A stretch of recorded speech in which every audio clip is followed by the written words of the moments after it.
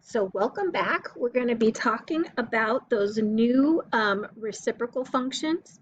So cosecant was the reciprocal of sine, secant was the reciprocal of cosine, and cotangent was the reciprocal of tangent. So let's take a look. All of these are focused on angle S.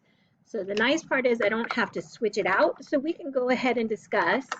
The opposite of S is the segment that never touches S, so this is going to be our opposite. And then the adjacent to S connects S to the right angle, so this is the adjacent. And then the remaining side, the side that never touches the right angle, is our hypotenuse. Now the only problem is we don't know the length of this hypotenuse. So if you could pause the video for a minute and use the Pythagorean theorem to find the length of the hypotenuse, and if you need to, make sure that it's in radical, like simplest radical form if necessary. All right, so we said that the length of a leg squared plus the length of a leg squared is equal to the length of the hypotenuse squared. And so we know that 7 squared, I'm just going to go ahead and add these together. So 7 squared plus 21 squared in my calculator gives me 490. So when I take the square root of both sides, and again, normally we would do plus or minus, but because we're talking about the length of a side, it's not ever going to be negative. I need to see if I can simplify this. So I'm looking for perfect squares. So 1 squared is 1, that doesn't really help me. 2 squared is 4. 3 squared is 9, not sure if those go in there. 4 squared is 16. 5 squared is 25. 6 squared is 36. And here's the magic number I was waiting for. 7 squared is equal to 49. So what I want you to see is that 49 is a perfect square, so 490 is 49 times 10. So that means that C is equal to 7 root 10, and root 10 cannot be divisible by anything here except for 1, and so that would be the length of this hypotenuse, 7 root 10.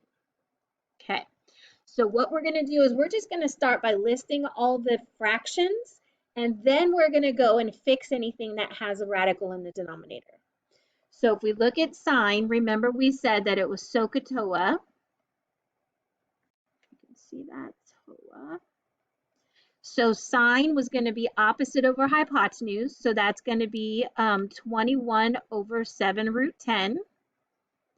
Then cosine is adjacent over hypotenuse, so that's 7 over 7 root 10. And then tangent is opposite over adjacent, so that's 21 over 7. So then cosecant, so we can either go into the formula and say that it's hypotenuse over opposite, or we can just recognize it's the reciprocal of sine. So we're going to say that it's 7 root 10 over 21. Secant is the reciprocal of cosine, so that's 7 root 10 over 7. And cotangent is the reciprocal of tangent, so that's going to be 7 over 21. Now we need to start reducing and simplifying. So here I notice 7 goes into 21 3 times, and I need to make sure that I rationalize that denominator. So in my numerator, I get 3 root 10, and in my denominator, I get the square root of 100, and the square root of 100 is 10. And then over here, 7 goes into 7 1 time. And again, I can't have the square root of 10 in the denominator, so I'm going to multiply by root 10 over root 10 to rationalize that denominator. So I get 1 times root 10 is root 10, and the square root of 100 is 10. For tangent, we can say 7 goes into 21 3 times, and so we end up with just 3, because 3 over 1 is the same as just 3. Here, 7 goes into 21 3 times, and then the nice thing is that square root of 10 is right where I want it, not in the denominator. And then here, 7 goes into 7 1 time, and so anything divided by 1 just remains the same, so we get the square root of 10. And then here, 7 goes into 7 once and into 21 3 times, and so that's going to be 1/3. So remember, I can't call that 3 because 7, let me think about what I'm trying to say. 7 is smaller than 21, and if I called this 3, 3 would be bigger than its denominator. So I need 1 to be smaller than 3. Okay, so let's try some other ideas. So if I tell you that the tangent of theta is equal to 5, would you be able to find the cotangent of theta? So remember we said that the cotangent of theta is the reciprocal of the tangent of theta. So that means it's going to be 1 over the value of the tangent of theta. So that's 1 over 5. And we're actually done right there. All right. So then same thing for the next example. See if you know the sine of theta, what would be the cosecant of theta? And so the cosecant of theta is the reciprocal of the sine of theta. So we would just flip that fraction and say that it's equal to 8/3. All right, so the next thing we're going to talk about is special triangles, and I cannot stress enough how important this portion of our lesson is. This is something we're going to be referring back to for the next few months, ignoring the fact that the COVID people are missing a quarter. Okay, so we're going to be talking about this through at least chapter 9. And so we want to make sure we're really, really solid on this. This isn't something you want to skip on. This isn't something you want to skip and just see if you can catch on to it, okay? So an isosceles right triangle with both acute angles measuring 45, we call that a 45, 45, 90 right triangle. So to be clear, those are not negatives, those are hyphens, just saying I have a 45, and a 90-degree angle, okay? So what you should notice is those 45s are congruent because the two legs are congruent, JK and KL, okay? Trying to get my computer to do what I want. Right, so because JK is congruent to KL, we're going to make their measurement equal to 1 unit. So we're just going to call that 1. And then we're going to use the Pythagorean theorem to find the length of LJ. So since it's a right triangle, we can say the leg squared plus the length of a leg squared is equal to the hypotenuse squared. So 1 squared is still 1.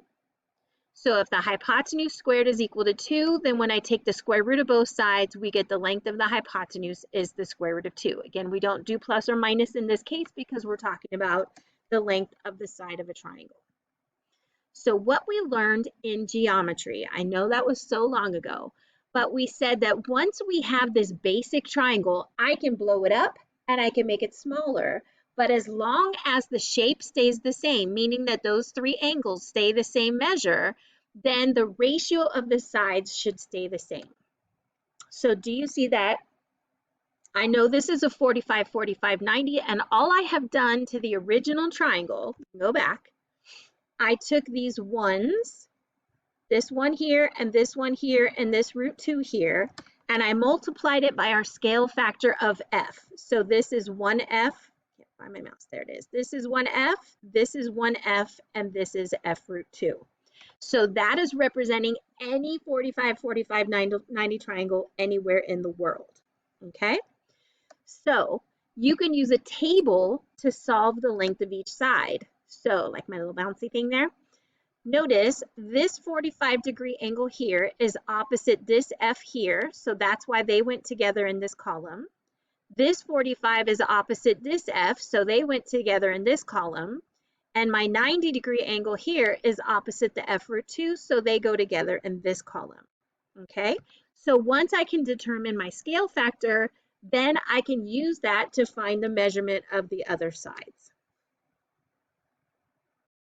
So we want to look at this triangle here. So I have a side of 5, that's a leg. I have a side of X, that's a leg. And I have a side of Y, that's a leg. So again, notice opposite the 45 would have been the F. Opposite the other 45 would have been the F. And opposite the 90 was the F root 2. We just got that from our previous slide. So this is saying opposite one of the 45s is a 5. And it doesn't matter which one you put where for the 45s. Opposite the other 45 is X. So if you had X first and 5 second, you're not wrong. But the F root 2 has to be exactly here because that's opposite the right angle and that's going to be our Y. So what I want you to see is this is the one where we know everything. So this is going to set up our equation to find our scale factor. So you see that f is equal to 5, meaning I've taken my original triangle with 1, 1, and root 2 and blown it up by a scale factor of 5. So what that means is now with this equation, since f is equal to x, I can say x is also equal to 5. And then over here, since y is equal to f root 2, and I know that f is equal to 5, then that means that y is equal to 5 root 2. Sorry about that. I should say 5 root 2. Let's write that again. Y is equal to 5 root 2. Okay? So I took what was 1, and what was 1, and what was root 2, and multiplied them each by 5, and I get 5, 5, and 5 root 2.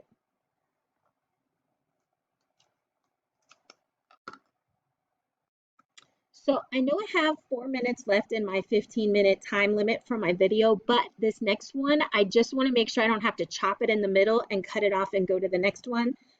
So I'm going to save the 30, 60, 90 for the next video.